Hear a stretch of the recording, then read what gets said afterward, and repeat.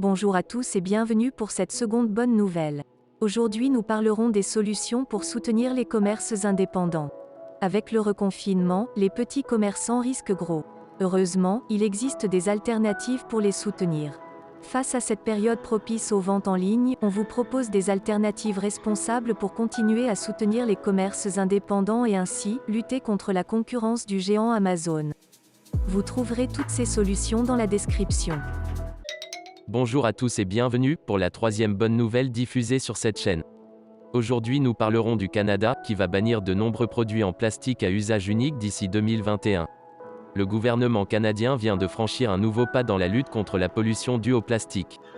D'ici fin 2021, une mesure qui vise à interdire l'utilisation de certains produits en plastique entrera en vigueur. Le plastique est l'une des matières qui polluent le plus notre environnement naturel.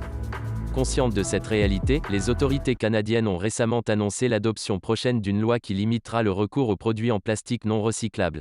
Pour plus d'informations, je vous donne rendez-vous dans la description. Bonjour à tous et bienvenue pour cette quatrième bonne nouvelle. J'espère que les vidéos vous plaisent toujours autant, si c'est le cas pensez à vous abonner. Le Black Friday 2020 annulé et remplacé par le Green Friday ? Participez aux 30 jours éco-responsables pour changer vos habitudes de consommation avant le Black Friday. 30 jours pour changer ses habitudes de consommation ? Voici la mission citoyenne lancée par le collectif Green Friday. L'objectif ? Contrer le consumérisme associé au Black Friday. Alors, prêt à relever ce grand défi ? Vous trouverez plus d'informations sur le Green Friday dans la description. Bonjour à tous et bienvenue pour cette cinquième bonne nouvelle. Aujourd'hui nous parlerons d'un cargo pouvant fonctionner à l'énergie éolienne. Savez-vous que les cargos qui parcourent les océans sont à l'origine d'une pollution terrible dans le monde entier ? Voilà pourquoi l'entreprise suédoise Wallenius Marine a décidé de se pencher sur ce problème et a imaginé un cargo fonctionnant entièrement à l'énergie éolienne. Une véritable prouesse qui pourrait révolutionner l'avenir. Les cargos sont donc les bateaux qui permettent le commerce maritime. Cependant, non seulement ces énormes bateaux sont très polluants, mais en plus ils sont très lents. Il était donc temps d'imaginer une solution, et nous pouvons remercier les Suédois qui ont imaginé l'Ocean Bird. Il s'agit d'un cargo capable de traverser l'Atlantique en seulement 12 jours. Ce cargo est donc très rapide, mais ce n'est pas tout. En effet, il pollue 90 fois moins qu'un cargo classique. Tout cela grâce à la force du vent, puisqu'il fonctionne bel et bien avec l'éolien. Il n'utilise aucune énergie fossile. Il faut savoir qu'en 1983, Cousteau avait déjà proposé cette solution, mais à l'époque, personne n'y avait prêté attention. Aujourd'hui, le cargo Ocean Bird est tout simplement révolutionnaire, sachant que le cargo est équipé de 5 ailes télescopiques permettant d'augmenter encore les performances. Actuellement, un cargo utilise 2500 tonnes de fuel pour traverser l'Atlantique. Le fonctionnement est basé sur des algorithmes qui permettent d'optimiser la direction des vents et d'orienter les voiles et la coque. L'objectif est de maîtriser le vent le plus efficacement possible. L'Ocean Bird n'en a pas besoin, et la réduction des émissions de CO2 sera de l'ordre de 90. On devrait découvrir ces premiers cargos dans les océans et les mers du monde entier en 2024. Les premières commandes seront passées dès l'année prochaine, et la construction suivra donc. Quelle belle avancée, bravo! Bonjour à tous et bienvenue pour cette cinquième bonne nouvelle. Alors que le personnel hospitalier est de nouveau au front pour faire face à la seconde vague du Covid-19, voici un joli geste de soutien qui lui est destiné. À l'hôpital de Perpignan, les soignants ont eu la surprise de découvrir leur voiture couverte de fleurs. On doit cette belle initiative à Muriel Marcenac, 38 ans, grossiste. Dans l'impossibilité d'écouler ses produits, confinement oblige, elle a trouvé comment utiliser intelligemment ces fleurs en installant 400 bouquets sur les voitures du personnel de l'hôpital. Muriel Marcenac, citée par le HuffPost. J'ai dû prendre une décision et je ne voulais pas gaspiller. Plutôt que de pleurer, je me suis dit qu'il fallait donner le sourire aux gens, surtout en ce moment. Compte tenu de l'accueil reçu par ce geste, Muriel Marcenac a récidivé ce mardi 3 novembre, cette fois à la clinique de Saint-Pierre, et devrait à nouveau distribuer des fleurs mercredi et jeudi. Voilà ce qui s'appelle faire contre mauvaise fortune, bon cœur. Bonjour à tous et bienvenue pour cette septième bonne nouvelle. Aujourd'hui nous parlerons des scientifiques qui ont découvert dans les eaux profondes du nord de l'Australie, un nouveau récif corallien plus haut que la tour Eiffel. C'est une découverte majeure que viennent de faire les scientifiques du Schmidt Ocean Institute, une fondation australienne qui œuvre pour la recherche océanographique. Grâce à un petit robot sous-marin appelé Soubastian, un énorme récif corallien a été mis au jour au nord de la Grande Barrière de Corail alors que ces écosystèmes sont particulièrement menacés en Australie.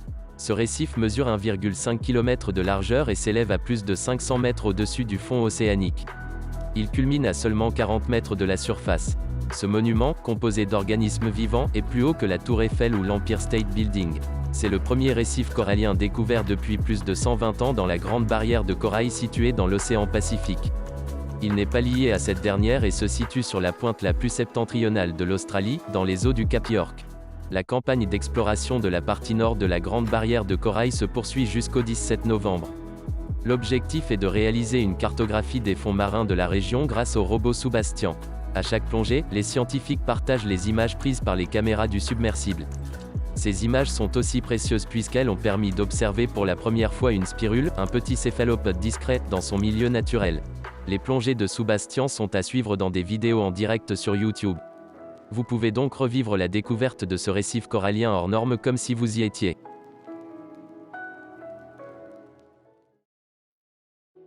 Bonjour à tous et bienvenue pour cette 8e bonne nouvelle. Aujourd'hui nous parlerons des nombreux moyens d'innover en matière d'énergie renouvelable avec l'exemple de Barry Thompson qui vient d'inventer une manière étonnante de recharger les lampadaires de la ville.